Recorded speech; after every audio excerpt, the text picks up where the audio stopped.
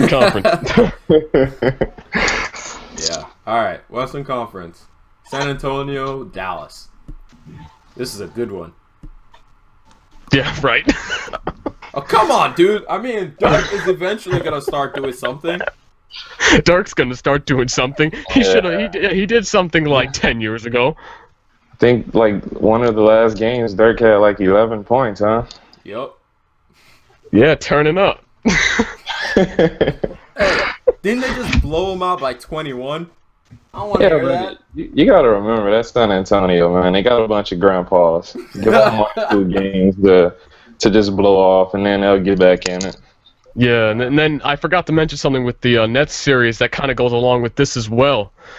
There's so much time between the games that these old players have time to rest. Yeah, that is true. But if you actually look at the first game that San Antonio played and the second game that San Antonio played, there was a lot less time in between that than the Nets had between the Raptors. Yeah. True that. There's a lot of space. There was not a lot. There was, I think, a 1 game span between the 2 games for the San Antonio Spurs, and the Nets had, I think, like 4 games, 3 or 4 games in between. Yeah. I mean, one of the commentators, I think, said that they could actually fly back to Brooklyn to rest and then go back to Toronto. That's what the Bobcats did against the Heat. They went back to Charlotte and then came back for the next game. Yeah. So, yeah, I mean, those old guys on San Antonio, I'm picking San Antonio to win the series just because, I mean, they're the Spurs. Pop and all, so they're just going to beat everyone with that old man's strength. Yeah, I got San Antonio on 6. 6? Yeah. Interesting. Yeah, man, I got. Yeah, explain yourself, geek. Yeah, because I have it in 5. I don't know. Like I think they're gonna let Dallas sneak another one out. It's just one of those feelings. I mean, Dirk is not. I agree with Leach on this, and I think Dirk is gonna have one of those games where he at least goes off a little, maybe like 20 something. You know, kind of rough him up a little bit. But I got to go on 6. Yeah. I feel like unless Dallas can really... Because, I mean, if you look at the lineup, it's not a bad lineup. Because, I mean, you do have Monte Ellis, and if Monte Ellis can explode, there's a possibility there. If Dirk can explode, obviously there's a possibility there. If we return to Vince Sanity, that could happen again. You know...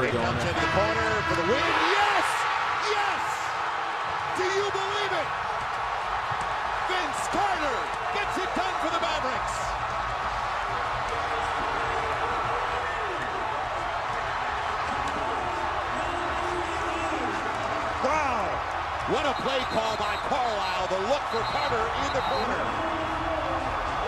They'll look at it. 7th all-time in league history in triples. And he gets the 3. I really wish, though. I really would.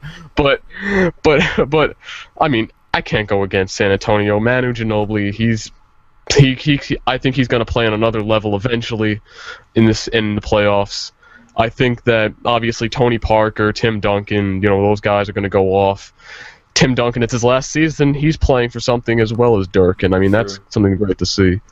So, but I mean, when it comes down to it, it comes down to what's around those guys, what's around Tim Duncan, and what's around Dirk, and which really on paper is better.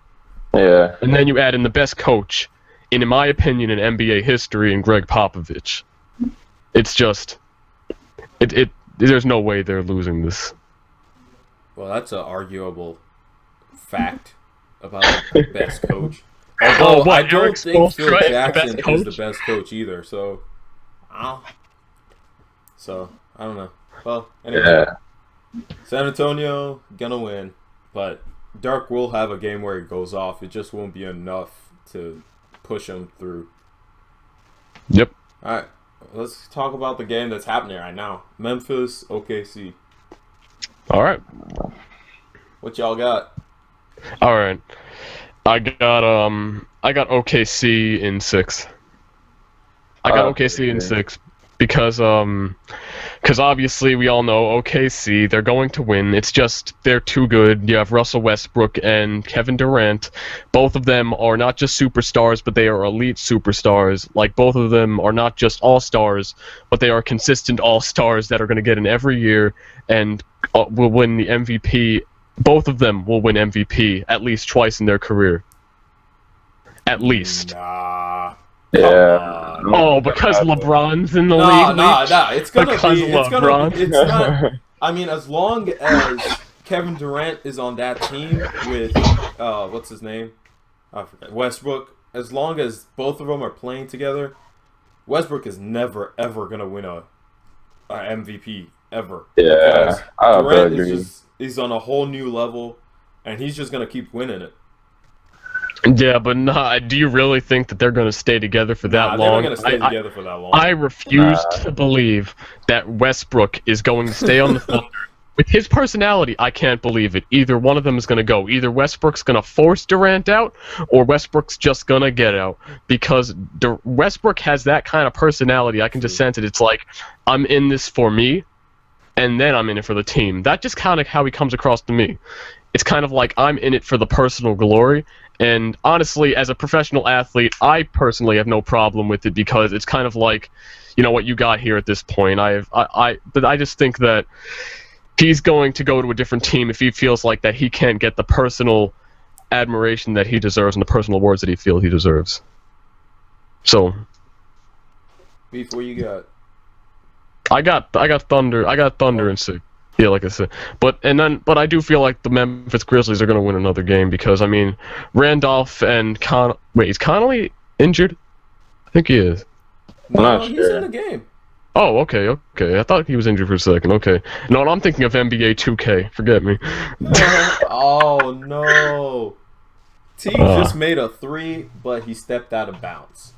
It was like it was such a great shot. He ran down the shot clock, but then as he was rounding the corner to take the shot, he stepped out of bounds.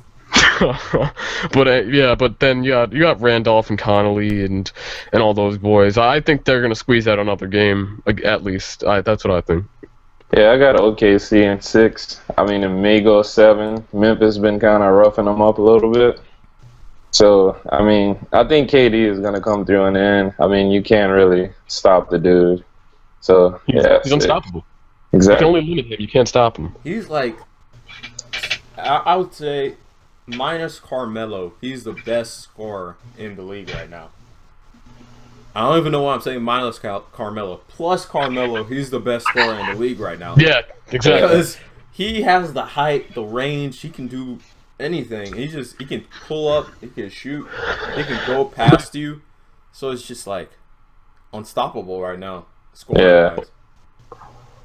But what impresses me most about him is that when you see Carmelo on the Knicks, you tell me what other guy on that team can score at that kind of level. We're talking about Knicks. Durant, and he has Westbrook on his team. Yeah. And he's still scoring on another level. True. How hard is it really to He kind is- of balance that act? And he usually takes less shots than Westbrook. Yep. And you know what? I have to give an applause to Scott Brooks. I really do. Because he's really, I think, in my opinion, filed up probably the best game plan that any coach in this league could have filed up for this roster with those two guys in it. Yeah. That he really, made them mesh well together to make them a good team. Yeah, that is true. And to make them not fight each other about who gets shots. Yeah. Because I would think that would have been a bigger problem than them playing together. Because everyone is like complaining about them playing together because Westbrook takes so many shots. But Durant is such a, he's all right with anything and almost everything. And he doesn't care how many shots he gets, but he's so efficient that it works. So it doesn't matter if he gets 17 shots and Westbrook gets 20 shots. He's going to score 40, 30 points with those few shots. Yeah.